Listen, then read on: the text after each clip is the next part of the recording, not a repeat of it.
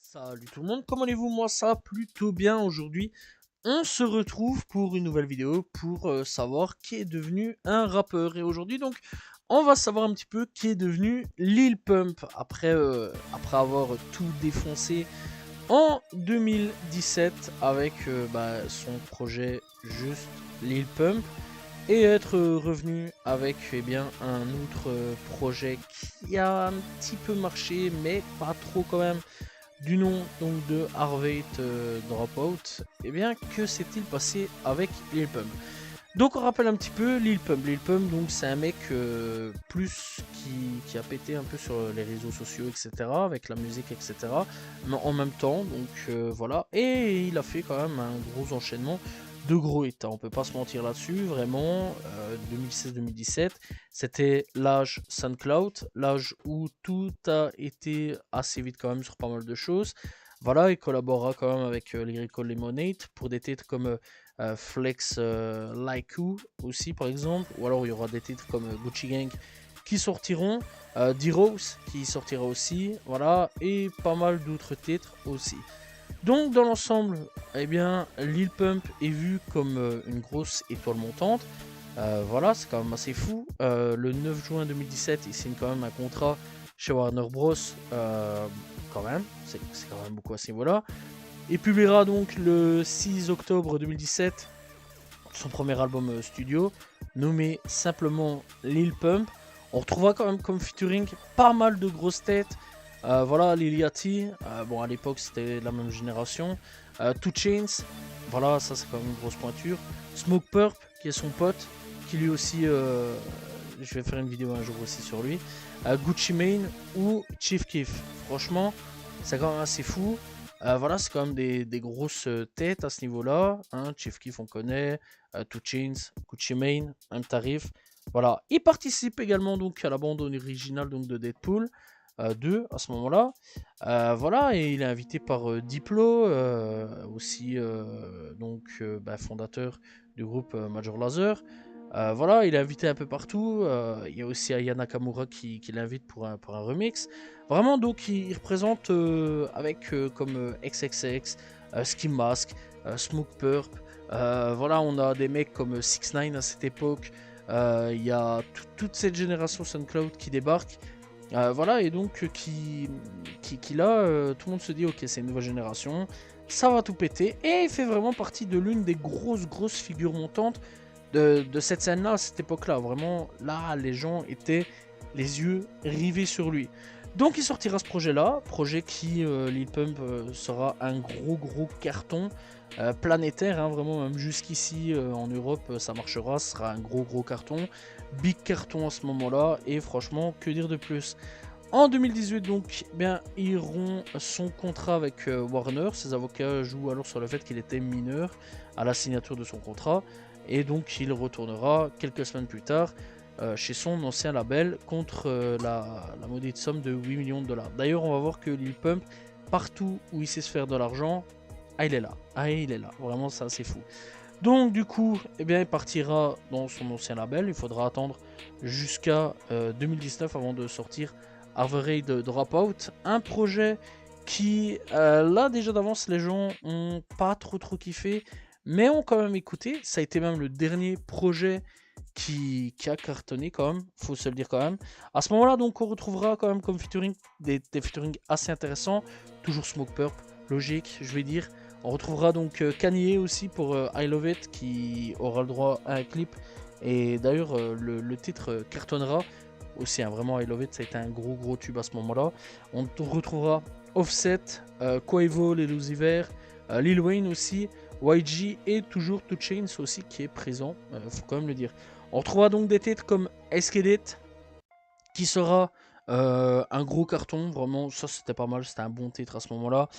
Drugs Addict aussi, on retrouvera aussi Butterfly Doors, Racks on Racks, tous des titres donc qui ont été clippés, comme I Love It aussi qui a été clippé. Voilà, et très sincèrement tout ça, ça a bien marché.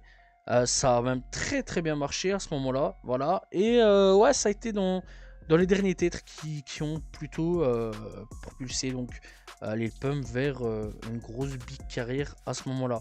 On rappelle quand même que pour YouTube, aujourd'hui, Escalate est à 544 millions de streams. Voilà.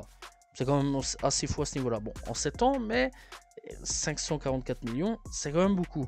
Le dernier titre en date qui fera du gros chiffre à ce moment-là, ce sera donc avec un nouvel AA, mais ça il faudra attendre un an en plus, qui s'appellera donc Illuminati. Illuminati donc est vraiment le dernier gros titre de Lil Pump à ce moment-là, que ça soit donc sur les plateformes ou alors sur YouTube, hein, donc voilà. Et bah franchement Illuminati est pas si mauvais que ça, il y a même eu avec un petit truc où on voyait donc, parce qu'à un moment il avait un serpent, on l'avait vu il y a quelques temps avant, 1 ou 2 ans avant, il avait déjà clippé le truc, je dirais 1 an avant, et donc on le voyait aussi se faire mordre par un serpent, voilà, et donc ça avait fait tout le tour, et les gens se posaient un petit peu des questions, et le titre est sorti très tard à ce moment-là, mais ça a quand même fonctionné. Bon, pas non plus à taper des gros chiffres de score de fou malade. Aujourd'hui, on a 53 millions de vues sur YouTube. C'est pas beaucoup, mais là, tu commences tout doucement à te poser des questions.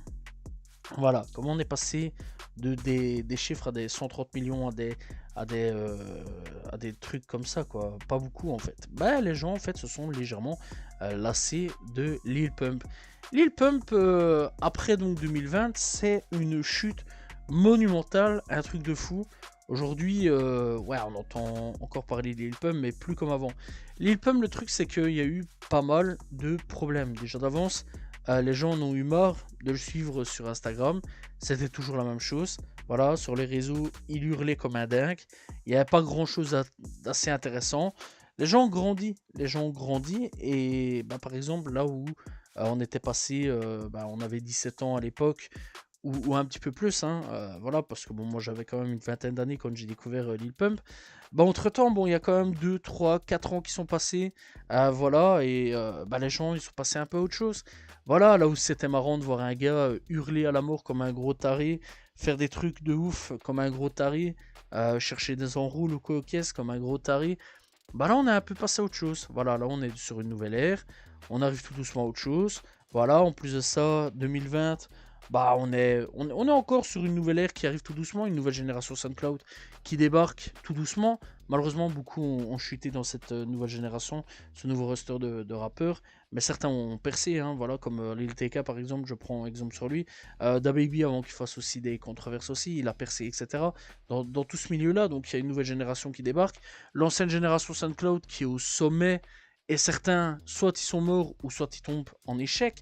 Et bah, Lil Pump fait partie des gens qui sont tombés en échec.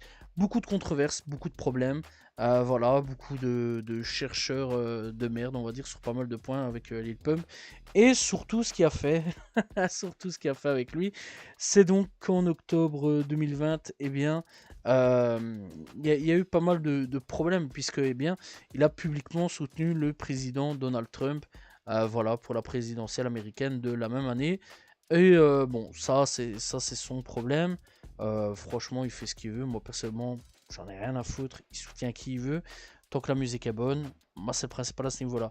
Même si on rappelle qu'il s'était publiquement opposé à lui lors des élections de 2016, en postant sur Twitter Fuck Donald Trump, lors du dernier meeting de Donald Trump. Voilà, donc Pump le rejoint sur scène. Le président sortant donc le nomme alors euh, Little Pimp. Voilà, donc ouais, quand même, c'est assez fou, ce qui provoque bah, une vague de moquerie à l'encontre donc de Lil Pump. Et voilà, quoi, clairement, ouais, il y a eu plein de rappeurs hein, qui l'ont soutenu, Donald Trump, durant ces moments-là. Dernièrement aussi, il y a eu plein de rappeurs qui l'ont soutenu. Donc voilà, on rappelle quand même que Kodak bah, le soutient maintenant. Il y a eu Chief G aussi qui l'a soutenu, voilà, et d'autres rappeurs bien avant qui l'ont continué aussi à le soutenir même aujourd'hui. Donc voilà, après moi personnellement, encore une fois, les rappeurs ils soutiennent qui ils veulent, m'en fous, c'est pas mon problème, moi je suis pas dans la politique. Donc voilà, là-dessus, déjà d'avance, bah, ça a fait perdre quand même pas mal de vues sur pas mal de points à ce niveau-là, et pas mal de gens aussi à ce niveau-là, voilà, et les gens, ouais, à ce moment-là, il y avait une ère pro-Trump, anti-Trump, comme aujourd'hui. Voilà, et donc là-dessus, les anti-Trump ont arrêté d'écouter Lil Pump. En décembre 2020, toujours, lors de la pandémie 2019, bah, il a été banni de la compagnie aérienne JetBlue après avoir refusé de porter un masque aussi sur un vol parce que bah voilà, c'est Lil Pump, il en a rien à foutre. Et ouais, donc du coup, bah ce qui fait que là encore, nouvelle polémique. Là encore, donc en novembre 2021, l'IRS a déposé donc un privilège sur sa maison de Miami pour un pot impayé d'un montant de 1,6 million de dollars. Renouveau, à nouveau, donc bah, les problèmes. Et ouais, les problèmes parce que bah, Lil Pump les enchaîne. Encore une fois, c'est une dinguerie. C'est une dinguerie. Niveau musicalité, les gens bah, l'écoutent plus vraiment. Et ce que les gens lui reprochent, c'est que bah, c'est toujours le même. Lil Pump, en fait, il est bloqué par j'ai 16 ans, 17 ans. Voilà, je fais des trucs de 16 ans, 17 ans. Il n'a pas grandi, en fait. Ça aussi, il faut le dire que niveau enchaînement, bad buzz et ne pas avoir grandi, pas pris en maturité, ah, c'est un gars qui a pas su évoluer sur beaucoup de points. Là où des mecs comme 21 Savage a su évoluer, Trippie Redd a su évoluer dans sa musique, Lil TK a su évoluer, voilà, Kodak Black, même tarif. XXX, même s'il a eu très très peu de temps dans sa carrière, a su évoluer. On sent vraiment par rapport à la trap metal qu'il est passé, puis à l'emo rap. J'imagine qu'après il serait sûrement passé à d'autres trucs, lui aussi d'autres mouvements, etc. Ou alors il aurait pu en créer aussi. Qui sait, cela l'avenir nous l'aurait dit s'il serait encore en vie. Voilà, Playboy Carti a su évoluer, Ski Mask a su évoluer. Tout, plein de rappeurs de cette génération SoundCloud ont su évoluer dans leur musique, sauf deux cocos là-dedans, qui est ni plus ni moins que Lil Pump et Smoke Purp. Et ouais, faut en parler aussi, parce que bah, t'en as pas un sans l'autre à ce niveau-là. D'ailleurs, à peu près dans tous les featuring, ou dans chaque album, dans chaque album, tu les retrouves en featuring. Pratiquement, c'est assez fou, que ça soit de l'album de l'un ou de l'album de l'autre. Et ouais, l'un comme l'autre n'ont pas vraiment su évoluer. Ça parle d'argent, de fesses, ça parle aussi de feuilles vertes, de consommation de feuilles vertes, de consommation, excusez-moi du terme, mais c'est pour pas avoir des problèmes avec YouTube, de consommation de femmes, voilà. Tous des trucs ainsi, ça parle de corps, quoi, voilà, ça parle de tout ce que tu veux, voilà, ça parle de comment il a fait des bails, tout des trucs ainsi. C'est tout, c'est tout. Et ces textes, bah, c'est les mêmes depuis 2017. Sauf qu'en 2017, il avait à peu près 17 ans à ce moment-là. 17 ans, ouais, 17 ans, ouais. Donc voilà. Et à ce moment-là, c'est une singerie, quoi. Le gars, il est pas passé à autre chose. Alors que bah, les gens sont passés un peu à autre chose. Maintenant que la nouvelle génération parle de ça, ça va, c'est logique. C'est des gamins. Mais que la génération SoundCloud n'a pas, a pas su évoluer, c'est logique à un moment ou à un autre, t'es au point de mort. Voilà, là où nous, on a su évoluer, bah, la génération, très peu de la génération SoundCloud ont su évoluer sur pas mal de points, dont Lil Pump, qui a pas su évoluer sur tous les textes, etc. Même encore aujourd'hui, c'est toujours le même. Ça parle de meufs, ça parle de bails bizarres et tout ça, de ce qui fait du cardio au lit et tout des trucs ainsi. C'est tout. Ça, c'est Lil Pump. Ça parle de feuilles vertes, de déglingage et tout des trucs à coups de bière et tout ça. C'est tout. Ça, c'est Lil Pump. Et c'est toujours les mêmes choses depuis 2017. Et ça, les gens, bah, ils en ont eu un peu marre. Hein. Voilà, les gens, ils ont envie de passer à autre chose et ils sont passés à autre chose, d'autres artistes. Voilà, il y a une autre nouvelle génération qui est arrivée.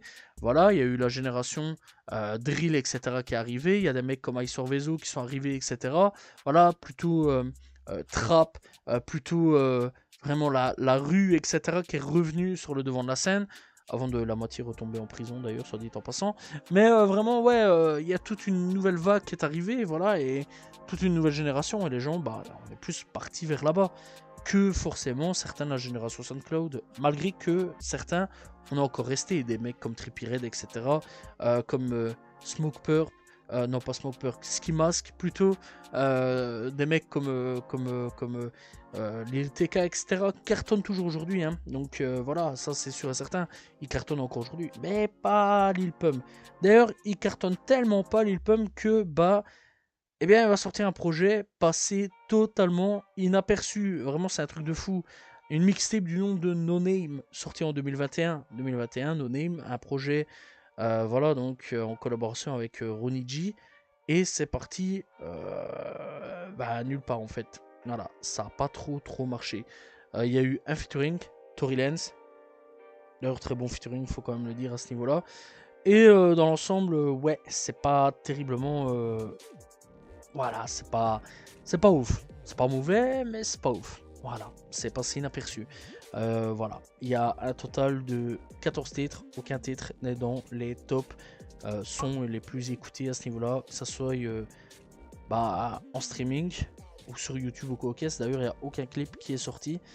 Et 2022, aucun son sortira, enfin que des sons sortiront, mais aucun projet sortira. Et là, il nous teasera, après, donc depuis 2022, Lil Pump 2. Là, durant ce teasing de Lil Pump 2, là, il y a une oreille quand même qui a été jetée. Je vais pas vous mentir qu'il y a une oreille qui a été jetée, parce que j'attendais quand même un featuring avec Young Thug. On sait qu'il existe, et il nous l'a fait écouter, il nous l'a teasé. Et ça a été quand même un moment où tout le monde a été attentif. Pas mal de gens espéraient entendre ce son-là. Ça aurait pu, je pense, redorer un peu son blason, refaire des streams quand même. Young Thug, on rappelle. Et ça n'est jamais sorti. Voilà, le featuring n'est jamais sorti, ce qui est quand même une véritable catastrophe sur pas mal de points. Donc, on retrouvera Lil Pump 2, et d'ailleurs une version deluxe est sortie. On retrouvera toujours Smoke Purp dedans. Par contre, il y aura des feats assez intéressants comme NBA Youngboy, quand même très intéressant à ce niveau-là. Rio Da Young OG, très très bon rappeur aussi, soit dit en passant. On retrouvera donc aussi Ty Dolla $ign, voilà, et c'est tout. Et là-dedans, il y a un son aussi qui a été supprimé sur Spotify, faut quand même le dire, mauvais. Voilà. Et c'est un projet qui sera légèrement écouté. Voilà. Et les gens seront à peu près tous d'accord pour dire que c'est pas terrible. Et pas mauvais, mais c'est pas terrible, quoi. On a connu meilleur. Bref, dernièrement, on va quand même encore en reparler. Parce qu'il a quand même sorti des nouveaux trucs. 2025, il est quand même pas resté inactif. Il a sorti Facecart, Too Long.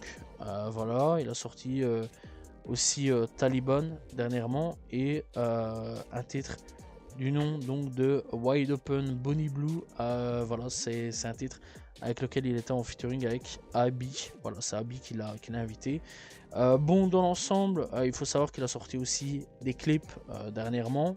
Voilà, Taliban avec Fariana, où c'est un titre espagnol. D'ailleurs, il s'essayera beaucoup dans l'espagnol ces dernières années, ça il faut quand même se le dire. Ça marche, ça fait pas des millions de vues, mais ça marche. Voilà, léger. Bullshit avec Smoke Purp, sorti il y a 2 mois d'ici. Voilà, ça a été clippé, c'est pas oufissime. Damon, sorti il y a 2 mois d'ici, où là par contre ça a pas trop marché. Bref, donc voilà. Par contre, Splurging par contre a un peu marché, ça a fait 6 millions de vues. Sans plus, quand je dis un peu, c'est vraiment sans plus à ce niveau là, mais tout petit peu quoi. Et sinon, ouais, depuis Lil Pump étant clairement chute libre, c'est un truc de fou. De se dire quand même que, alors que c'était une grosse pointure du rap SoundCloud aujourd'hui, ouais, Lil Pump est fini. On est passé de millions de streams. Voilà, par exemple, à des 113 millions de streams, à plus que 153K, quoi. C'est pas beaucoup. C'est pas beaucoup, hein, on va pas se mentir, c'est pas beaucoup au niveau des streams. Et là, ouais, on peut se dire que Lil Pump est complètement finito. Ça fait partie des rappeurs finito, ça fait partie vraiment des gars qui auraient pu avoir une grosse carrière, mais qui s'est ruiné tout seul, des choix politiques douteux sur pas mal de points, on peut pas se mentir là-dessus.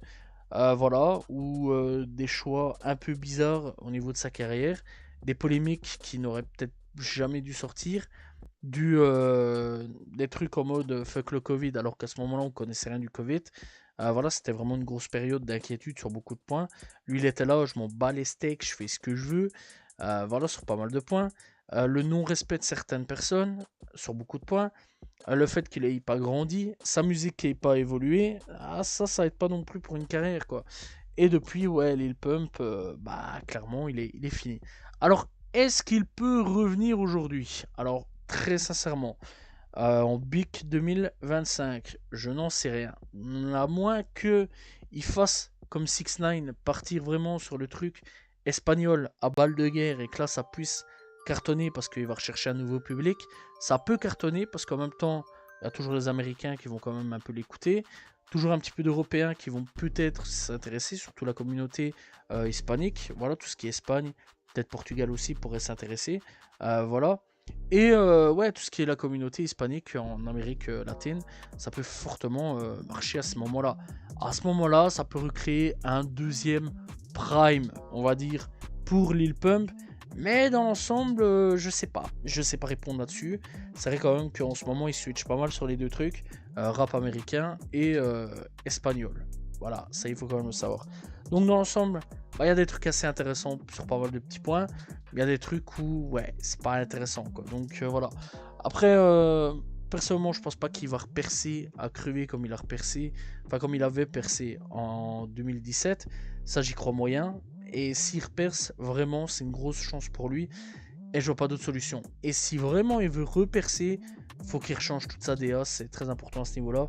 Parce que, bah, Lil Pump, ouais, il a pas changé depuis 2017. Et ça, c'est ce que les gens lui reprochent. Et c'est quand même assez fou de pas vouloir changer, malgré que les gens te reprochent bah, ton no changement là-dessus. Voilà, c'est donc la fin de cette vidéo sur que devient Lil Pump. J'espère que vous l'avez apprécié. N'hésitez pas à vous abonner, liker, commenter, partager. On se retrouve demain pour une nouvelle vidéo, très prochainement pour parler d'un nouveau rappeur. Salut tout le monde, ciao ciao.